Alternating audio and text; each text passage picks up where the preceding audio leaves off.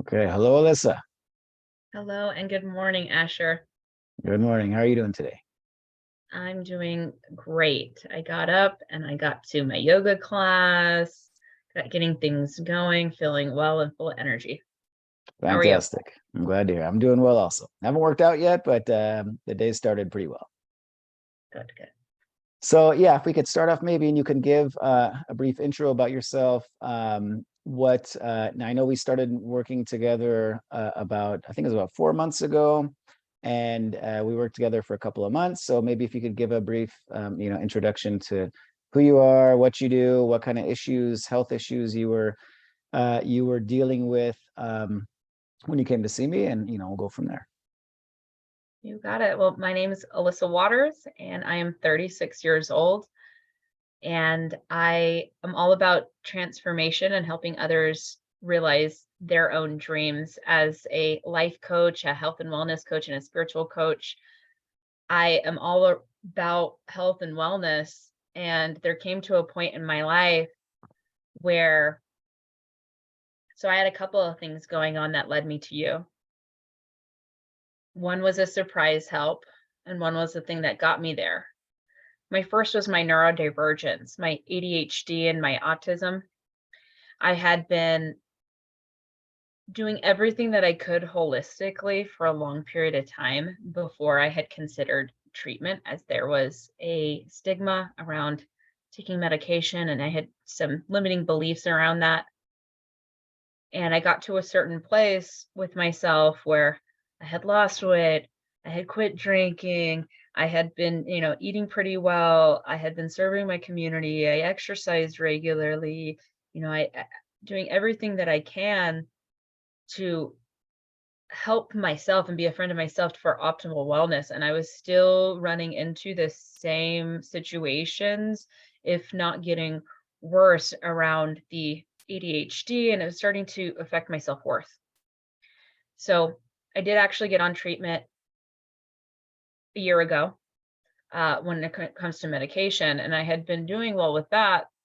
But with the economy right now and sometimes the shortages on treatment,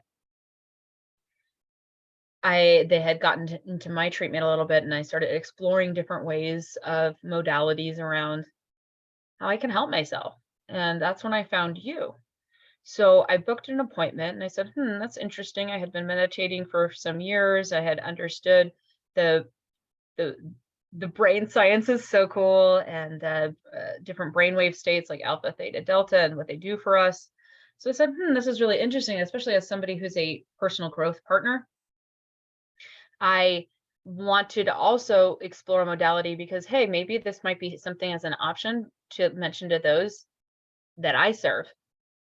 So I come in and I actually was vulnerable with you when and I said I was having a gut issue, really, really bad at the time. And this is no less than divine intervention, but I had exposed that to you, and you had let me know about the carnivore diet, about different dieting options. And at the time, my chronic condition had gotten to such a point where it had been affecting my self-worth. It was hard for me to sometimes drive, get in the car and even sit down and drive. And you had started telling me about these things, and it broke my brain, not gonna lie. But I appreciate your kindness and patience around that, because my time with you and the support you've given me since my time of my sessions with biofeedback therapy, you've been very supportive. Everything has gotten so much better in all the ways, in heart, body, mind, and spirit. And I'm just really excited to be able to have an opportunity to share my story around that for others to hopefully get better. Yeah, and that's interesting to hear, and something that I typically see a lot with people, especially people who are cognizant and aware of nutrition, and who are in good shape and fit, and relatively healthy, and trying to eat well and exercising. Um, a lot of us, what we consider to be healthy eating, is not bringing about optimal health and optimal functioning. And oftentimes it's doing the opposite. So it's actually harming and degrading our health and our functioning. But and the yeah, the interesting thing is that, again, what I do with my clients is and what my personal experience is on what is optimal in terms of eating and nourishment and so forth is very different than what the mainstream is saying, what most doctors will tell you, what most nutritionists will tell you, what the government's telling you. And so yeah, I remember that it was it was a challenge convincing you to try this crazy way of eating, this crazy diet. And I remember you weren't too happy about it. And a lot of people aren't. I've had a lot of people get very angry at me. And for suggesting such a thing, which basically, so that people, will know, basically it's, most people think that what's healthy is eating lots of fruits and vegetables, whole grains, beans, legumes, nuts and seeds, things like that. Kind of a Mediterranean style diet. That's the consensus on what is optimal and healthy. And that type of, that way of eating can certainly be beneficial for a lot of people. And a lot of people can do well on a Mediterranean style diet, but there are a good amount of people with food sensitivities, with gut issues, with other things going on, where that way of eating will actually be detrimental to digestive functioning and to the rest of our health. I know that on a personal level because that was my personal experience, and also working with many clients. And it is something when you tell someone who is in the health and wellness field, who's been taking care of themselves, who's trying to eat well, and you tell them something which is pretty much the opposite of what they've been doing, it can be a challenge. And I remember you weren't too keen on trying on making the changes that I had recommended initially, right? Right. So this chronic condition had been building and building, and the year prior, or about maybe 3 months prior, I had taken some food sensitivity tests, and cow's milk, egg whites, egg yolks, and chicken had come up on it. So I had gone through this emotional upset in my life, releasing those things just for, and I was finally starting to get to a calm place with that, like emotionally, and just kind of transition. And then this came my way, and I was like, and granted, the pain just continued to build and build and build.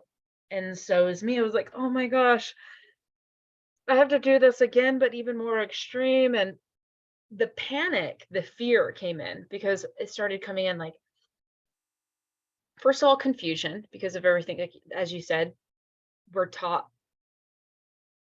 quite the opposite. And then also just socially, uh, family, friends, things. Is the story that was inside my head. I want to clarify the story because it's not the truth. Was that my life would be affected more heavily than it has been once I started getting my routine down with it. Because I'm like, how am I going to show up in these spaces? Am I going to be able to go out to eat? And I do this. Especially here, in Las Vegas, Henderson area, there's such beautiful opportunities for us to take advantage of in this town. And I was like, everything's always around food and alcohol. I'd already given up the alcohol. And so I was like, oh my gosh, you were so patient. You were so patient. And one of the things that really helped me, and what made me pause and say, okay, let me hold space for this. Let me just not jump the gun on this, is that you provided me with some books and some education.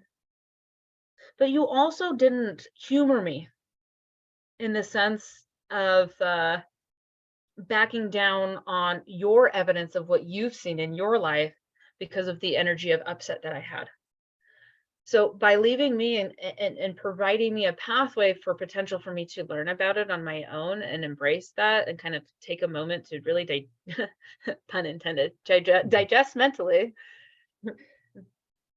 that was everything. You came from a very caring approach, which made all the difference, because so many healthcare providers, and please understand that I had been seeing doctors for this stuff without any help. They said, more fiber, more fiber, more fiber, more fiber.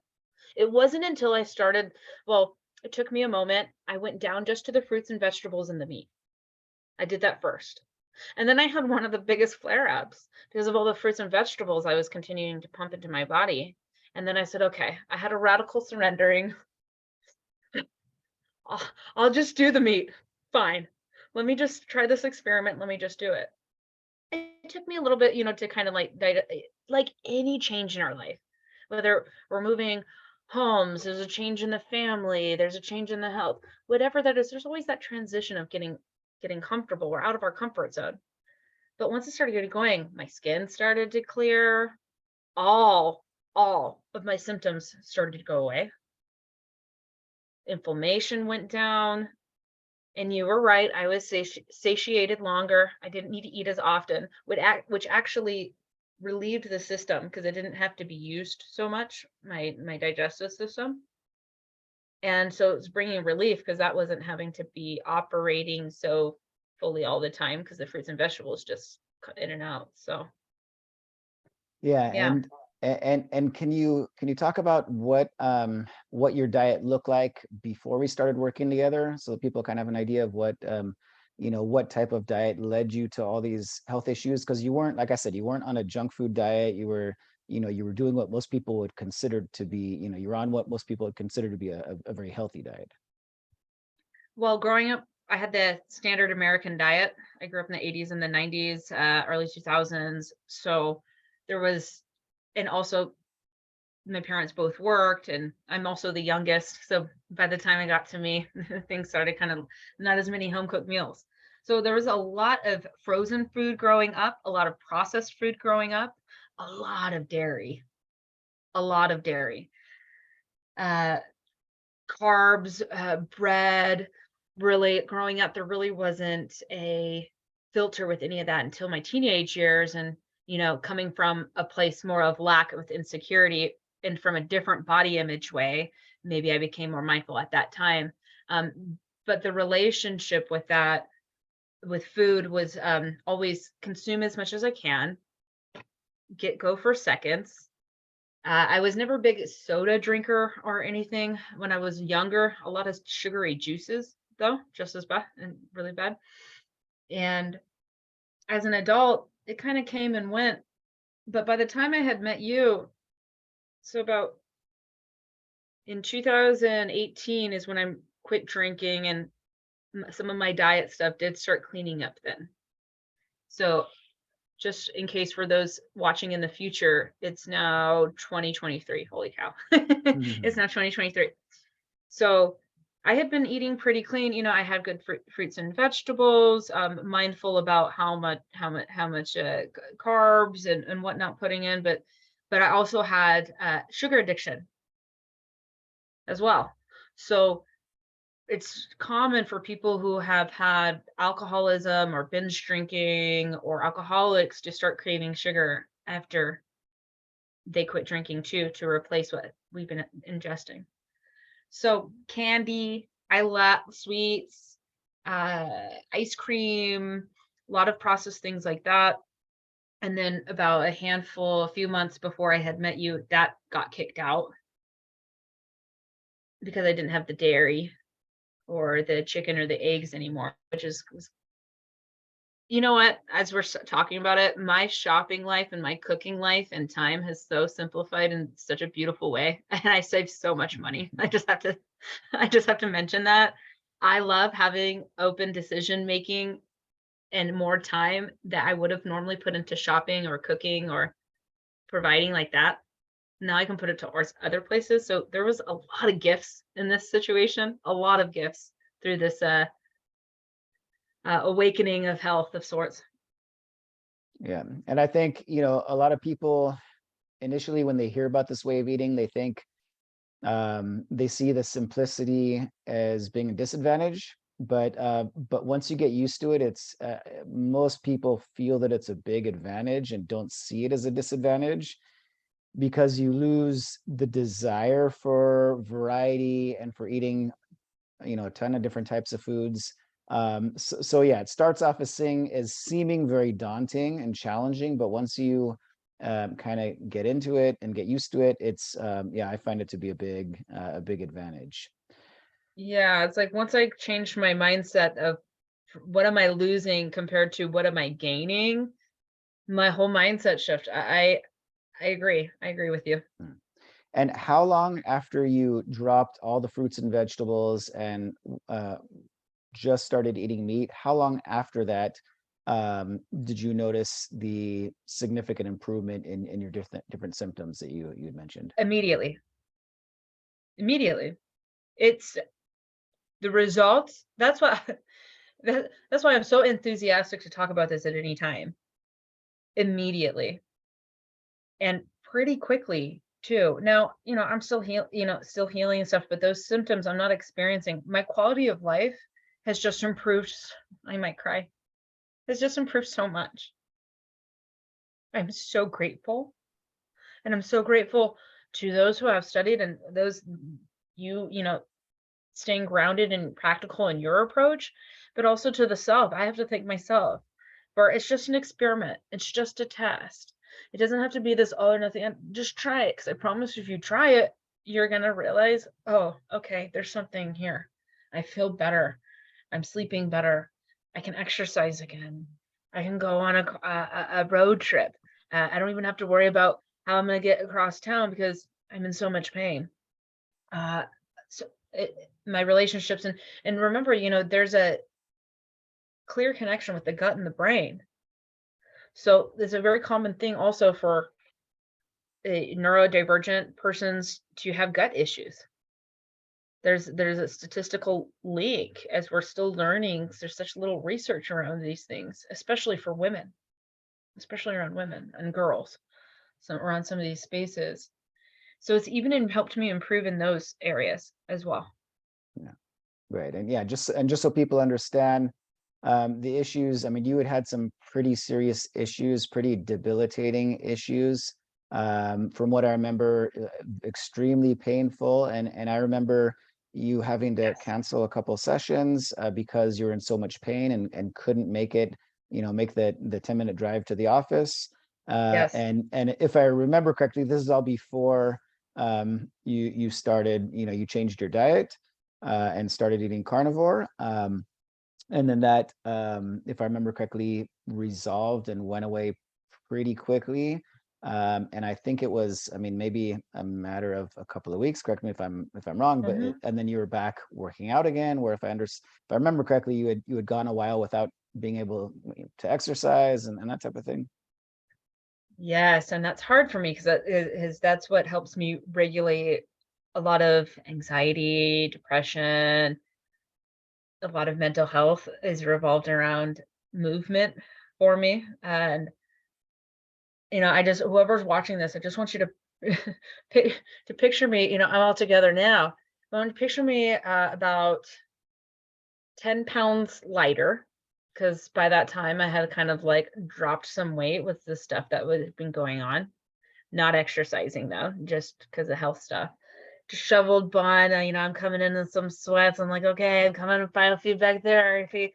Let me just make it. And there was just this one day that I had realized, processing a few days when I had just gone down to the fruits, vegetables, and the meat, and then I had that bad flare up, and then I couldn't make it to session, and that's when I really radically surrendered and accepted that this gift of a person you in front of me is giving you the pathway clearly and compassionately for you. Take it, get over yourself, like me, like get over myself, like this is lifestyle. Like, why would I jeopardize myself going into surgery, getting worse in health, having this poor quality of life, hurting my relationships, hurting my work, hurting the business that I ran because I couldn't even sit for an hour session on Zoom like this with my coaching clients. All of that simply because I don't want to do a lifestyle change. Well, I just felt that was silly and the opposite of self-love and the opposite. And so, okay, let's do it. I was on board. And so it's a mental thing. It's really, really a mental and emotional thing. So as we go through this process, we have to nurture the mind and the emotion as we go through this too. And so that leads me to what I'm about to share. So I come into this office, and I just fully broke down. I broke down. And I'm not someone who really does that in front of people. I'm not, I'm in the place where I'm radically vulnerable about life, but something like that, a full display of emotion is not something I typically do. And you were so kind and patient with me. I'm so grateful for you. I really needed somebody that day because a lot of people around me did not understand what I was doing.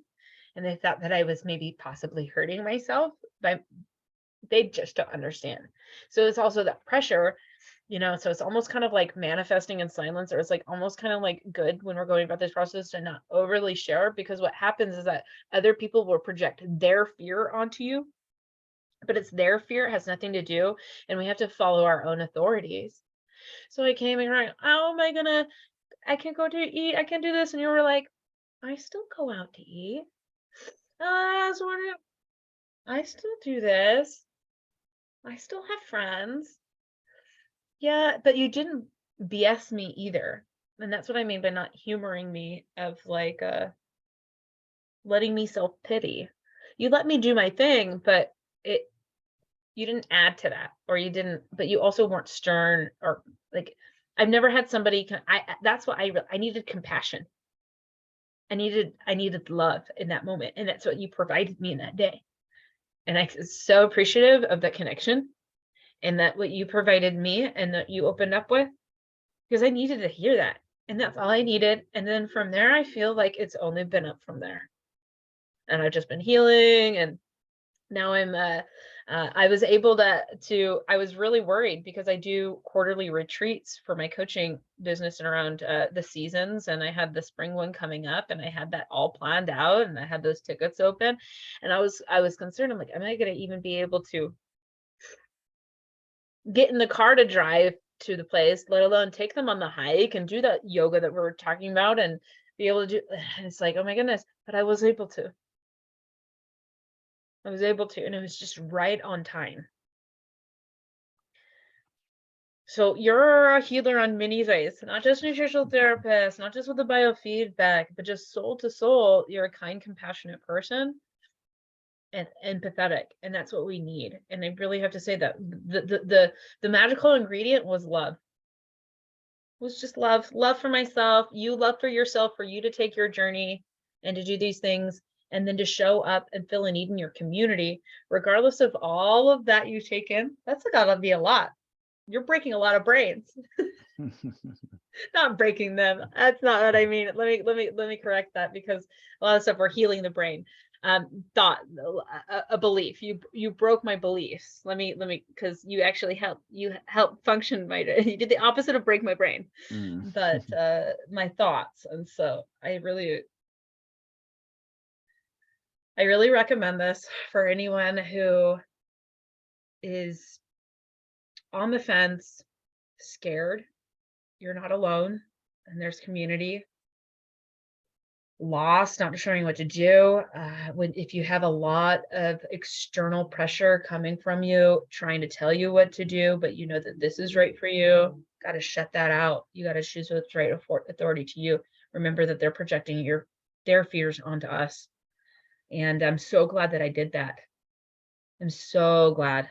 And it was a focus for a couple months. I had a the biofeedback therapy was great because it helped me stay accountable for my new diet plan. And I actually extended my sessions with you for the biofeedback because I figured, why not? It doesn't hurt. I started seeing some results, but also it helped me stay accountable for myself as I was having these new habits with the carnivore diet. Because then I had to go see you 2 to 3 days a week, and you're asking me how am I doing. So it was actually a great synergistic plan to be Mhm. able to pair together. Like I said, divine intervention for sure. Yeah. Well, and that's fantastic. And so how would you describe, like, what does your diet currently look like? First of all, how long, I don't remember, has it been a couple months that you've been Been a on couple carnivore so months, far?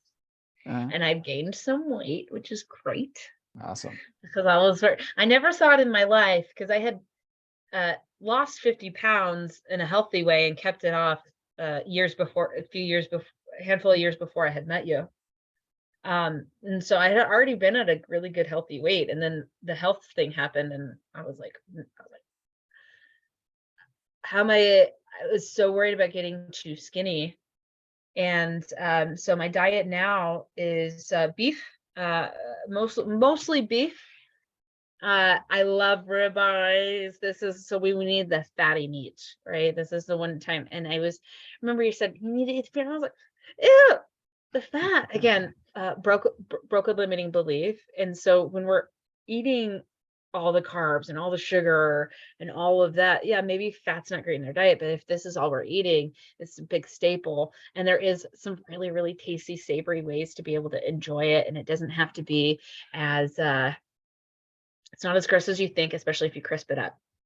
I eat a lot of salmon. I eat some shrimp.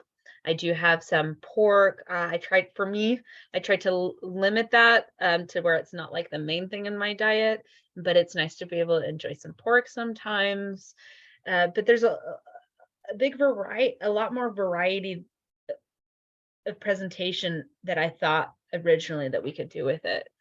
So maybe it's really easy to go get even stuff on like sale. You'll find a lot hamburger patties, Mhm. and that can be a really easy staple for lunch. And like it eliminates so much time and decision making. Uh, or you could do ribs or grill or there's all short ribs. I remember you turned me on to the short ribs. There's all different kinds of ways to do that. And then when I go out to eat, barbecue is always an option. And there's a lot of great barbecue places here in town, Mhm. steak houses. And so there's, almost always something that I can find. Oh, Euro meat is really great too. I really enjoy Euro meat. That's beef and I have lamb too. I do have lamb as well. But that's nice and it's soft. So especially if you're getting owing and like you're like, "Oh, I want a treat. I'm so tired of cooking at home." Just ordering a couple of sides of just the Euro meat and having that was a nice treat for me during the worst of it, or Mhm. during the more challenging days when I'm like, "Okay, I'm bored." But it's not as but I don't feel bored like that anymore. That did go away, just like you said. Yeah. So you don't feel like you're missing out or that like there's a lack of variety in what you eat. It sounds like you feel fairly okay with what you're eating and I absolutely feel beautiful and great about what I'm doing and really optimistic about what I'm doing. And, the evidence is there. Again, it's all about what am I gaining? And when I look at that, I'm like, oh, I'm gaining so much. I'm gaining so much. And I'm so grateful for that. And, I've had that experience before. I've had that experience of being able to go to the buffet at the casino and do whatever I want. But now, like the times where I have had a little nibble of something or like got curious or something, it doesn't taste as good or it's not like I remember it. But also I've had that experience. So now I get a brand new experience that I wouldn't have had the option to if I had not fully embraced these transitions and these changes for myself. And I have a beautiful experience and exploration of life in a new way than I haven't had the opportunity for. So it's really exciting. I'm excited. I'm excited and feeling feeling well feels great, of course. Mhm. Uh, my relationships are improving just because I'm feeling a more vital self. My emotions are better. There's a sense of self-worth and pride, and also when we make big changes of something that we thought that we couldn't once do, but then we do, we paradigm shift. It's Yeah. like the things that I once thought were not available to me or possible, all of a sudden now can be. And if I can do this, what else can I do? If I can get over this and go over that big change, like I can do anything. I can do anything. So there was a really big gift in that as well in regards to my relationship with life itself. And it really reinvested me in life and also in myself, in my body, in my temple. So I'm always more than enthusiastic to share these parts of my life because I want to help other people just like you. Great. And you mentioned earlier that you had a sweet tooth, a little bit of a sugar addiction. How has that been since going carnivore? On the physical realm, not an issue.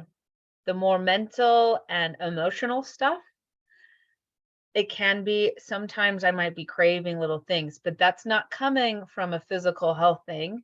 That's coming from my relationship of coping around emotional upsets or boredom and seeking dopamine. So that's not correlated with that. However, it's really shed conscious awareness on those spaces so that I can get help or just be aware of what's happening of like, okay, what do I need in that moment? And how can I be kind to myself? And how can I give myself the compassion that I need? Because if I'm craving or something, then I know it's coming from one of those spaces, which means even more I can do even more expansion healing in those spaces because of this experience as well. So that's another gift if we come from that perspective, because I'm human, but it's not a thing though. You don't crave it. It's not the same relationship. And if I am wanting it or wanting to seek it, I know that there's something else going on that I need to address. So you found that it's been doable to resist, Mm, let's say, the cravings or the temptations, and yes. whereas maybe in the past it would have been, would you say it's more difficult, less difficult to resist the temptations and the cravings now as it was before? Or? It was much more mindless before. Now it was like, once I got over the first few weeks, it wasn't really a thing.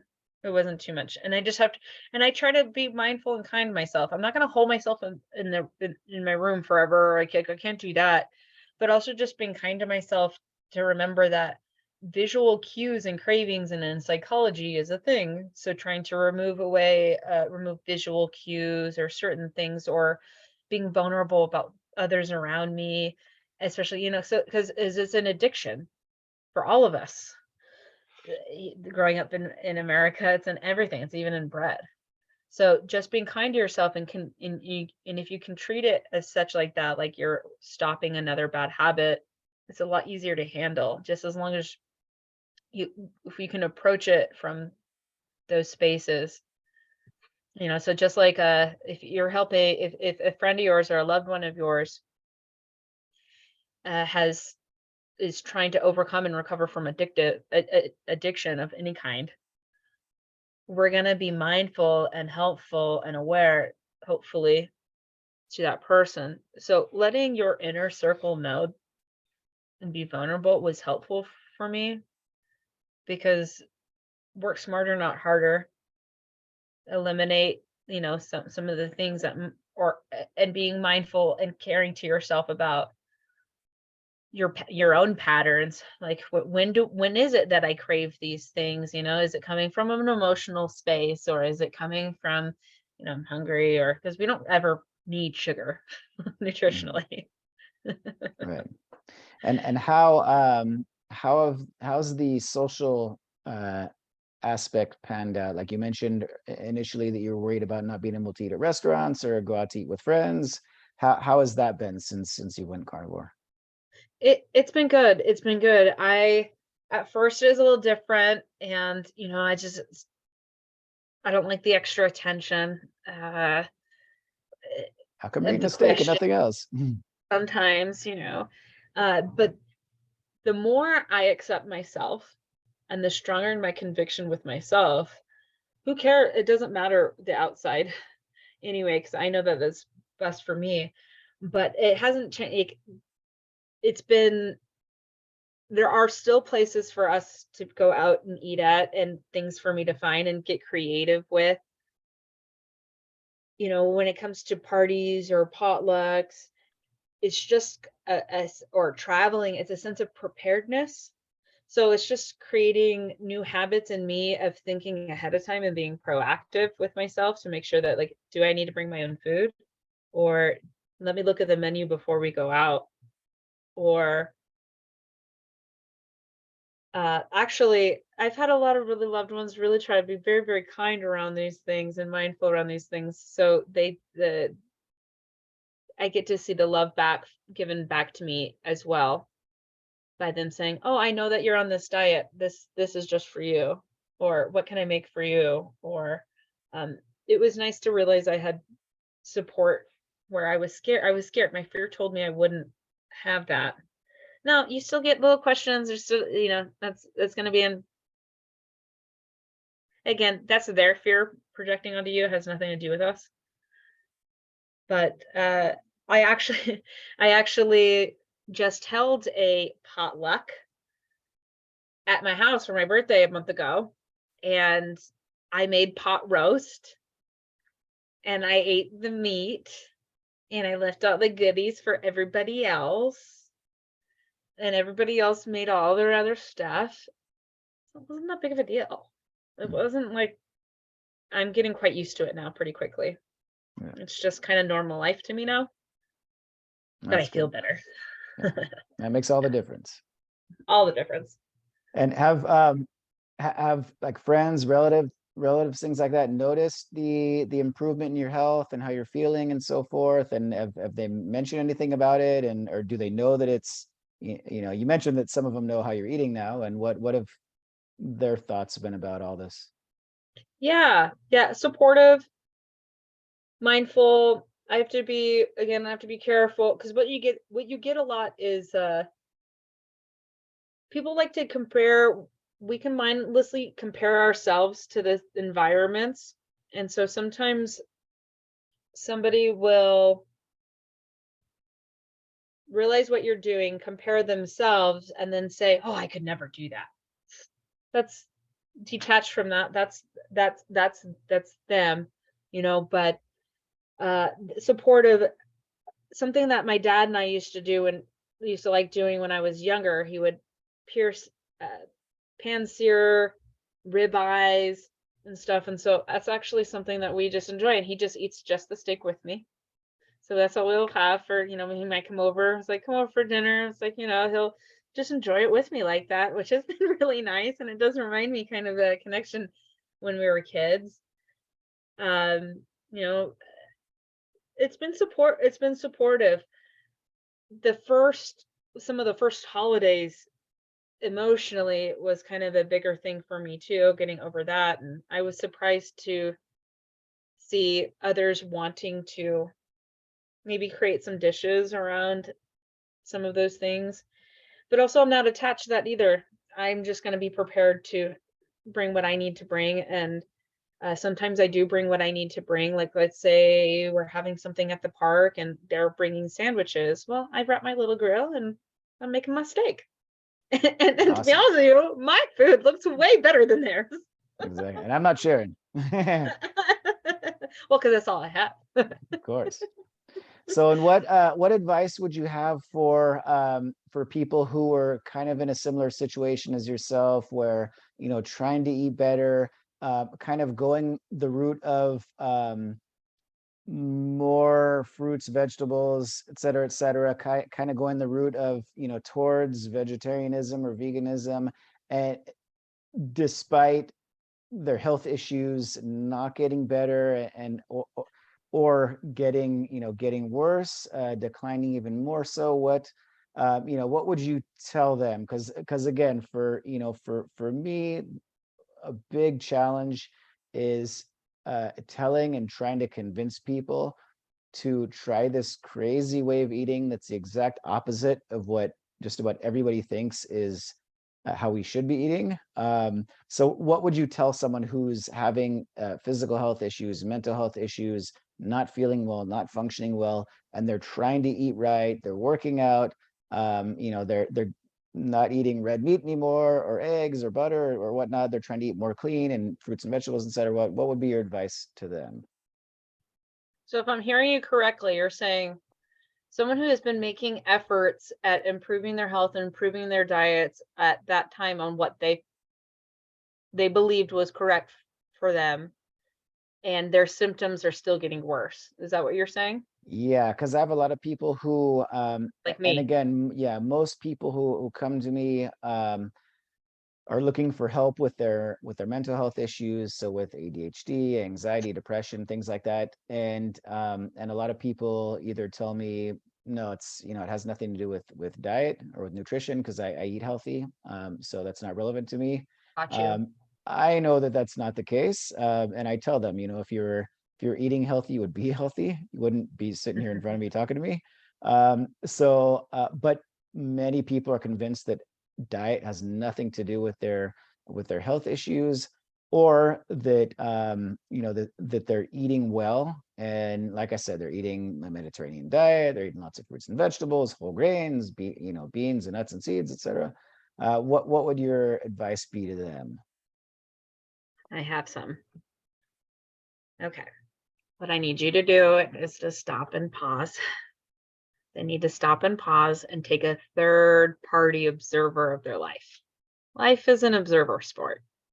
I want you to remove the I, the me, the mine from your life and just look at yourself detached. So, not emotionally invested, not personally invested, just looking at it for what it is. If you're seeing a trend that your symptoms and your health is getting worse, but you're keeping up the same habits around, even if maybe for someone else might be a healthy diet, but you're getting worse, cause and effect is showing you a trend. That's science. Now, stopping and pausing and saying, am I truly loving myself? If I'm eating, if the purpose of the value of trying to eat better, but still not making that change as the systems are getting worse, am I truly loving myself?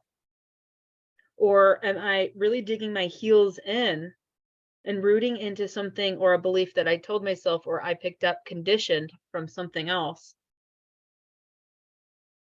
And I'm gonna dig my heels in. Is that really what's correct with me? Or how can I take the approach of what may seem unconventional to me at this time, but it's just an experiment? Be your own experiment, science experiment in your life. Be your own guinea pig in regards to that, and just try it. Just try it, because well, I'll tell you what. When I did, my results started coming in quick. I was sold. Also, are you truly being compassionate with yourself? And just if you're not making those changes, sometimes it's okay to have flexible beliefs. We want our beliefs to change over life. Our beliefs are not the same at 7, 13, 23, 38. We want those to change. So ask yourself, who am I in the here and now? And maybe that diet might have worked for in the past, and that's what you're trying to mimic. But this is a new you. Our cells even regenerate. Every single cell even regenerates every 7 years. So you got to just kind of go with the flow and kind of be more flexible with life in a sense. And also, the biggest thing is that I looked healthy on the outside. If we're going to say, like, trying to find the right vocabulary, in comparison to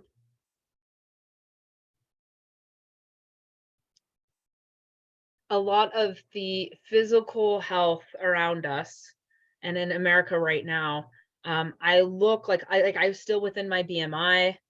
My body fat index was good, nice and healthy. All of that, it on the outside, it looked like I was healthy, so I didn't think there was a problem. So I was just eating. So I'm like, oh, I'm exercising, I'm doing this, I'm fine. I can have that. Look, I'm still much more I'm in really great shape. I'm 36 years old. I'm in great shape for my age. On the inside, not so much. Quite the opposite. Quite the opposite. So do not let looks fool you. So if you're looking in the mirror saying, well, I look all right, it looks good. Is it, sometimes on the inside, there's a lot of things that are going on. Please get compassionate towards yourself and just give yourself an opportunity to explore around these different modalities for yourself. And you'll know what's right for you as you get going. But if we don't try it, we're just going to get more of the same thing. Yeah. So And it's I just, think, mhm, go ahead. that was it.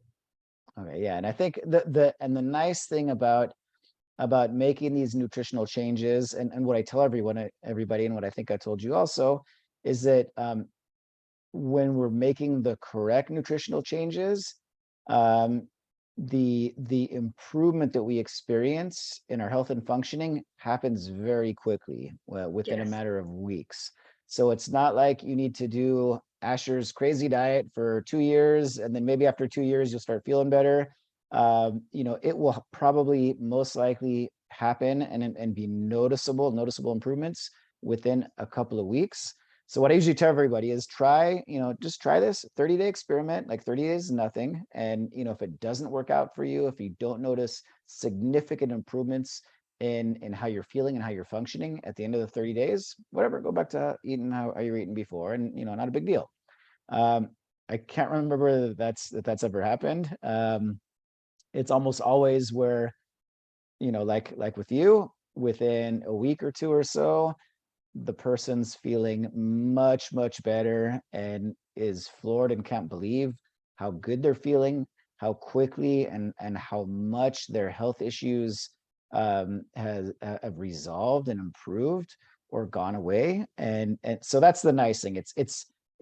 For me, it's tough convincing people to give it a try, but fortunately the results happen very quickly. So that's something that's nice, is that I don't have to convince them to do it for too long. Like, just try it for 30 days, and like I said, almost always does the trick. Yeah, absolutely. And I remember you saying that with me. And it was around 2 weeks where I was like, this is for sure the right track for me. And I'm so glad. I I I, I don't even want to think if I hadn't met you. I don't even want to think about what would be happening right now. And that's why I I don't try even and want to be think about that. I'm just so grateful. You're such a healing angel in my life. I'm so grateful. and that's why I try and um be stubborn. And I have to do that with a lot of clients. I have to keep bringing it up and keep trying to convince them in a positive, supportive way, because I know that this is what's going to help them resolve the health issues that they're experiencing, and I know it's going to be a game changer for them. For many of them, they don't even want to hear about it. But I don't want to see somebody who's in pain and suffering and has health issues continue, when I know, like, they're a few weeks away from, like, not having to deal with those issues at all. So yeah, that's the tricky part, is being, is sticking staying on them, trying to persuade and convince, again, in a supportive way, because you don't want to piss people off too much or be too annoying, which I'm probably annoying at times, but it's for a good cause. um so yeah, I'm glad, like with you, that I was able to get through and convince you to try this. And that's what I tell people, is that it's worth getting those negative reactions. And like I said, some of them are very negative, and some people get very angry with me. And it's worth that. And not everybody's gonna do this. Not everybody's gonna change their diet. But I know I'm going to get through to a certain percentage of people, and those people, it's going to be really life changing. So it's worth it. It's worth the headache, because it would be a lot easier if I recommended a way of eating that was more balanced and more a lot easier to do, and that psychologically makes more sense. But I know that's unfortunately that doesn't agree with our physiology. And so it's worth it, having to convince people of something that sounds so crazy, because for those people that do it, such as yourself, it's like well worth it. I mean, I'm like it's a no-brainer for me. It was the best gift that I was able to give to myself. And so I guess I'm gonna end my end on this with just two questions for those, watching or on the fence is what would happen if things didn't change at all? What would happen? So if you didn't change your diet, if you didn't try something that even might seem unconventional for you, or what would happen 6 months from now, a year from now? What would your quality of life be like? And then second, if you were open to and just gave yourself an opportunity to just take an experiment with yourself, and these results that we were just talking about was beautifully embraced in your life, what would be possible then?